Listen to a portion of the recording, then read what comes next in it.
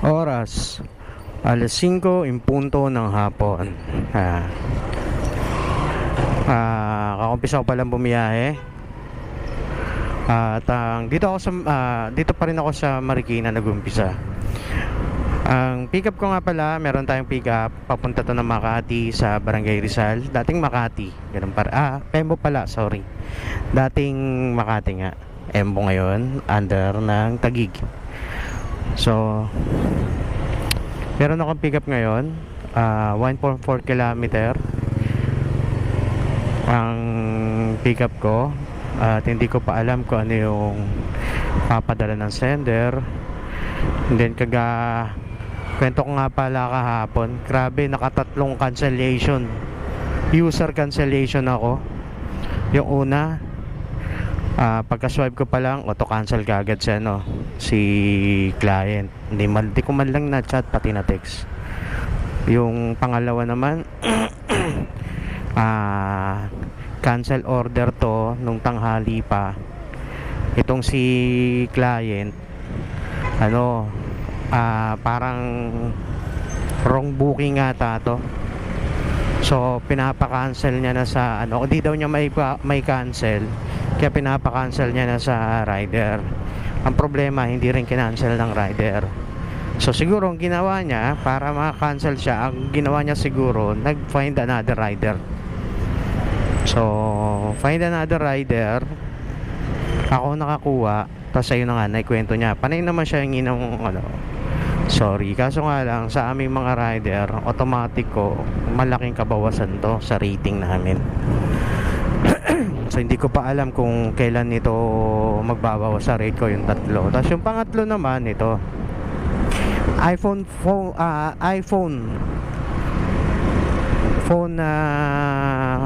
Pro Max. Ang gusto ng sender, payment first. Pero nung tinawagan ko naman si receiver, ang gusto ni receiver, deliver muna, i-check nila kung original yung iPhone bago sila magpadala ng payment. So yun. So, sabi ko na lang dun sa sa sender, sir, nagkonsumo na ako sa gas, sabi ko gano'n. Yung mga ganyang deal, ayoko nga i-handle yan.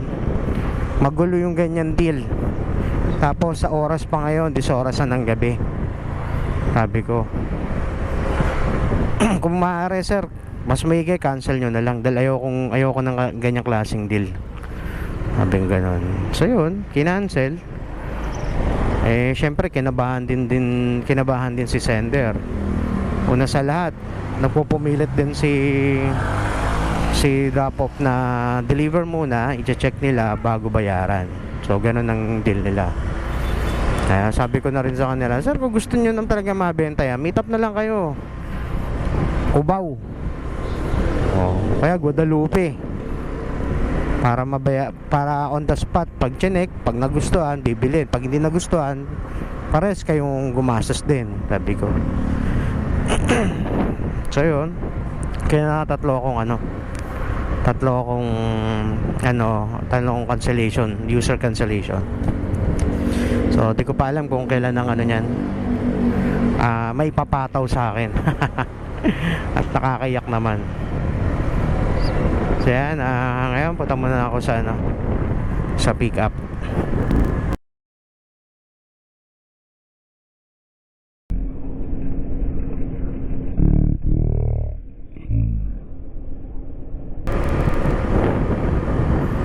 Aksidente pa.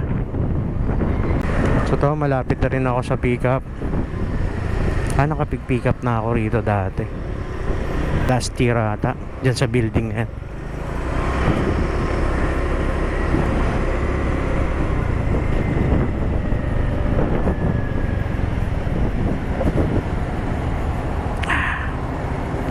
Yan na ako, tawagan ko lang. So ito na yung item. Sana masabayan ko to, may makuha pa tayong iba.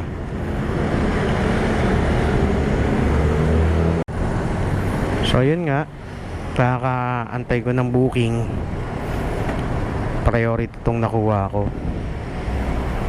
So wala tayong magagawa dahil priority siya.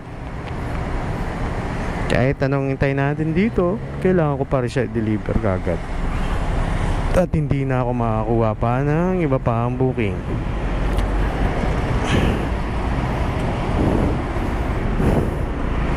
So okay na to.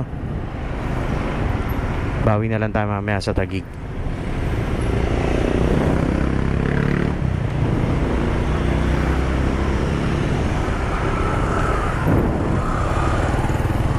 Pagas muna tayo kay refill. Sana abot ang 100 mo. Wala nang aabutan nito. Ganda ng araw, ng paglubog ng araw. Sana walang ganong traffic.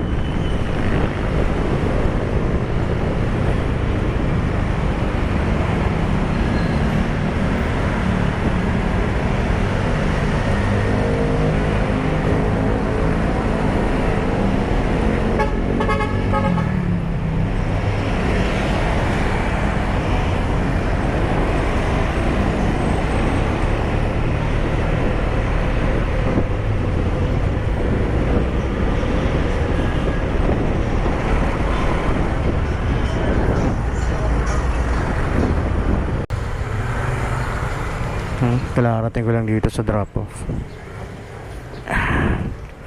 Tawagan ko lang to.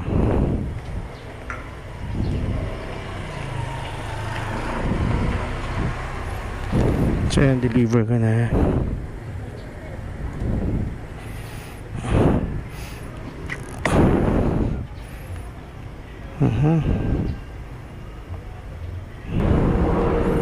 So may pick up na ako. Tagal ko rin nagantay. Oras alas 6:51. Worth 84 to. Ang pick up ko is ano to, 3 kilometer ba to?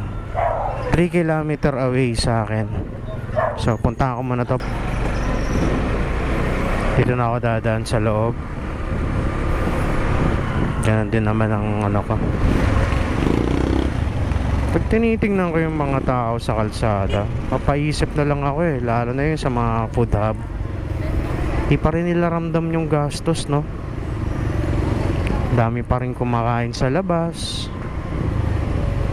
Pero malaking bagay din yan, lalo kung ang isang kainan hindi naman ganun pa nagtataas ng bilihin. Malaking tulong talaga yan. Pero sa panahon ngayon talagang papaisip ka yung galawan ngayon ng ibang bansa. Parang sa atin dito sa Pilipinas mayaman lang talagang naka-prepare. Pero yung mga tulad natin siguro pang 1 buwan lang talaga kaya na ating preparation.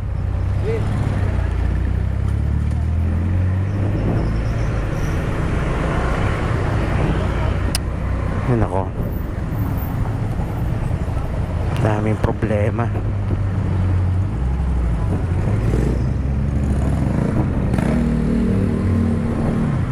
Yan, lapit na ako sa pick up.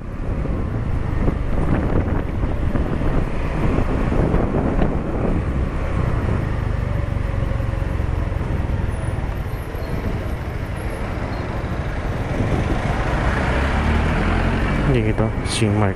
Ay.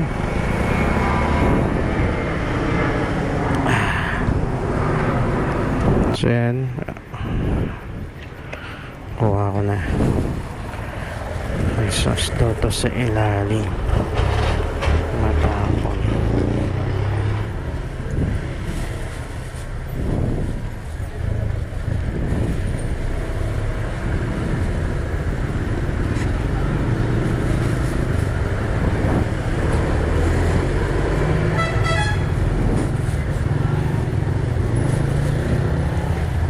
Yan, okay na yan. Ayun, papunta na ako sa drop off. Wala tayong magagawa sa sauce nila. Ganyan ang packaging nila eh.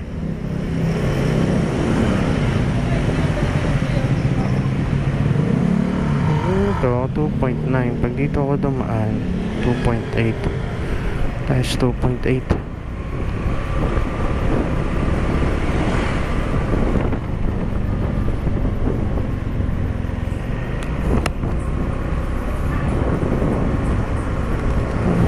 Lapit na ako sa drop-off. Lapit na ako sa drop-off.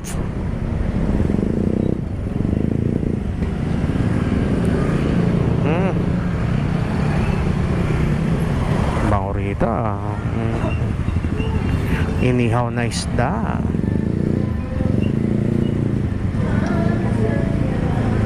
Amoy inihaw na isda.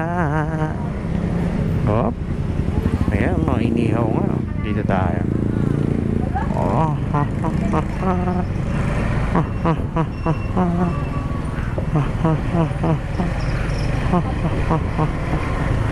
Hop. Saan tayo banda? Dito yan. Ayan. Try ko tawagan to. Saan ba to? Doon. Dito yung sa gated. Yan. Siyempre mukhang mayaman to. Dito yung sa gated. Mukha to na ata. Nakita na nisa. Hop. Tawagan ko lang. Tawanan ni sir.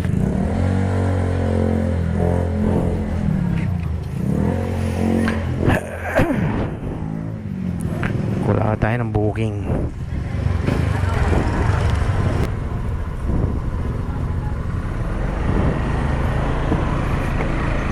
So yan, may pick up ako ngayon.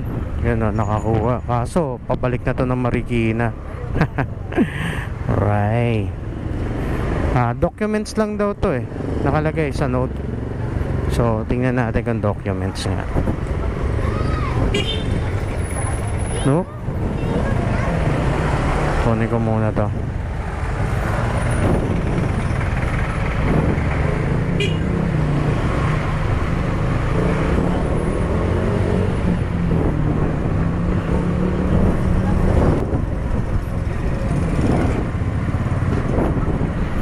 Yan, saan ba to? Dito na ako.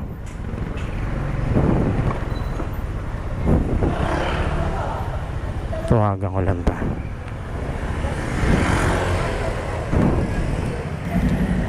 So yan, may nakuha akong booking pa Marikina. Ito na nga. Parts ng motor.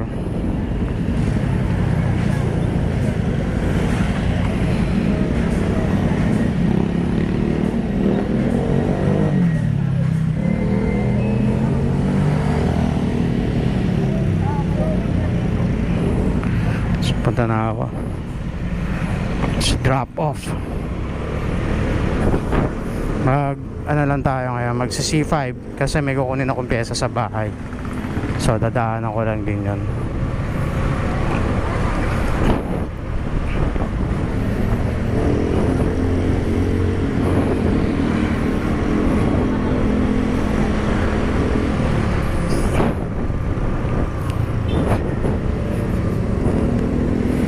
Sir Jericho. Parang nalala kong Jericho na yan.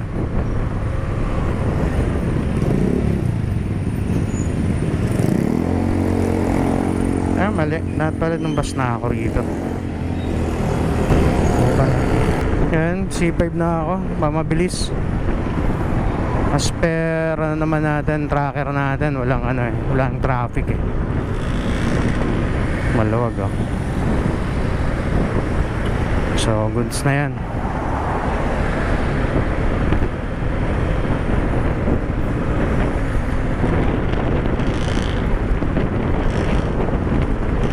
Grabe, C5 oh, lawag oh. Alas 8 pala pero luwag na.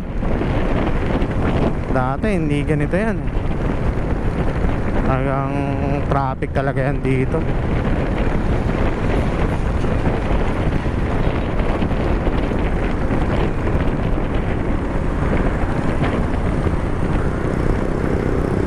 Ano to? Aksidente? Wala, nag-aaway sila. Bakit kaya? Nangyari?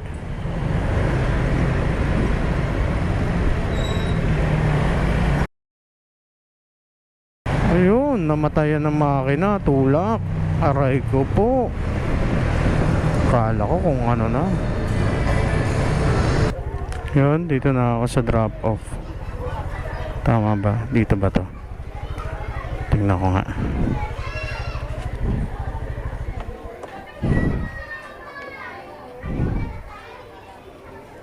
Tawagan ko lang to. So yun, na-deliver ko na. Kuha pa ba ako ng biyahe? Tingnan ko lang ah. Tayo ko na lumaya. Dito na tayo sa Marikina.